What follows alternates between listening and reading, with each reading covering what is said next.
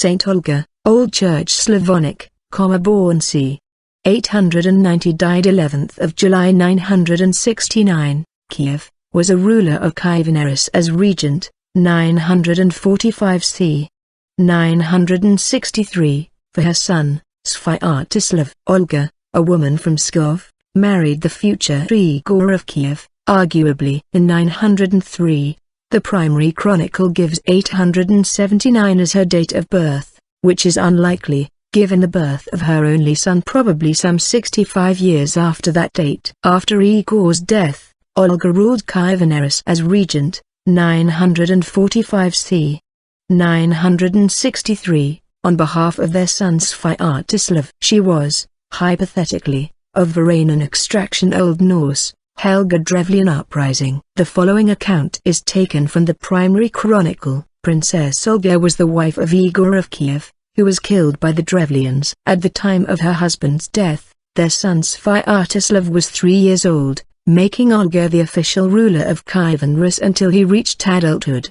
The Drevlians wanted Olga to marry their prince Mal, making him the ruler of Kievan Rus, but Olga was determined to remain in power and preserve it for her son. The Drevlians sent 20 of their best men to persuade Olga to marry their prince Mal and give up her rule of Kievan Rus. She had them buried alive. Then she sent word to Prince Mal that she accepted the proposal, but required their most distinguished men to accompany her on a journey in order for her people to accept the offer of marriage. The Drevlians sent their best men who governed their land. Upon their arrival, she offered them a warm welcome and an invitation to clean up after their long journey in a bathhouse. After they entered, she locked the doors and set fire to the building, burning them alive. With the best and wisest men out of the way, she planned to destroy the remaining Drevlians. She invited them to a funeral feast so she could mourn over her husband's grave, where her servants waited on them. After the Drevlians were drunk, Olga's soldiers killed over 5,000 of them. She returned to Kiev and prepared an army to attack the survivors. The Drevlians begged for mercy and offered to pay for their freedom with honey and furs. She asked for 3 pigeons and 3 sparrows from each house, since she did not want to burden the villagers any further after the siege. They were happy to comply with such a reasonable request. Now Olga gave to each soldier in her army a pigeon or a sparrow, and ordered them to attach by thread to each pigeon and sparrow a piece of sulphur bound with small pieces of cloth. When night fell, Olga bade her soldiers release the pigeons and the sparrows. So the birds flew to their nests, the pigeons to the cotes, and the sparrows under the eaves. The dovecotes, the coops, the porches, and the haymows were set on fire. There was not a house that was not consumed, and it was impossible to extinguish the flames, because all the houses caught on fire at once. The people fled from the city, and Olga ordered her soldiers to catch them. Thus she took the city and burned it, and captured the elders of the city. Some of the other captives she killed, while some she gave to others as slaves to her followers.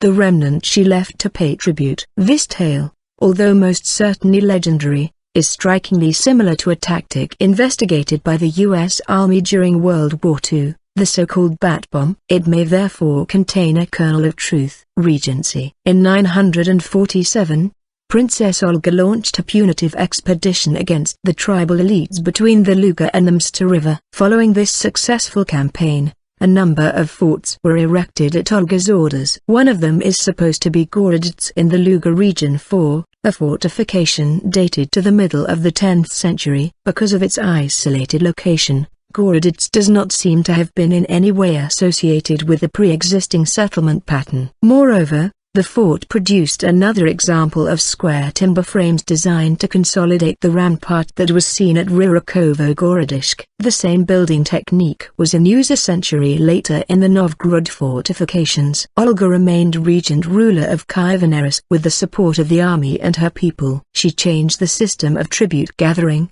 Paleudi, in the first legal reform recorded in Eastern Europe. She continued to evade proposals of marriage, defended the city during the siege of Kiev in 968, and saved the power of the throne for her son. Olga was the first ruler of Rus to convert to Christianity, in either 945 or 957. The ceremonies of her formal reception in Constantinople were minutely described by Emperor Constantine VII in his book De Ceremoniis. Following her baptism, Olga took the Christian name Elena, after the reigning Empress Helena Lekopina. The Slavonic chronicles add apocryphal details to the account of her baptism, such as the story of how she charmed and outwitted Constantine and spurned his proposals of marriage. In actuality, at the time of her baptism, Olga was an old woman, while Constantine already had a wife. Olga was one of the first people of Rus to be canonized, proclaimed a saint for her efforts to spread Christianity throughout the country. Because of her proselytizing influence,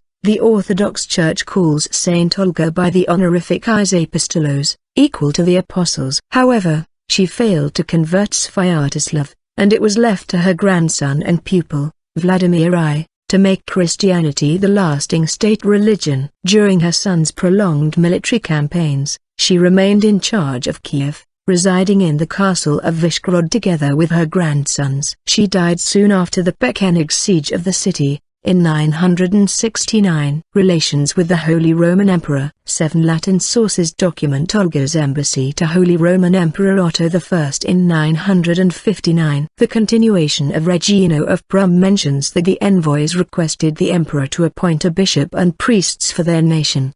The chronicler accuses the envoys of lies, commenting that their trick was not exposed until later. Thitmer of Merseburg says that the first Archbishop of Magdeburg, Saint Adalbert of Magdeburg, before being promoted to this higher rank, was sent by Emperor Otto to the country of the Rus, Russia, as a simple bishop but was expelled by pagan allies of Svyatoslav. The same data is duplicated in the annals of Quedlinburg and Hildesheim, among others.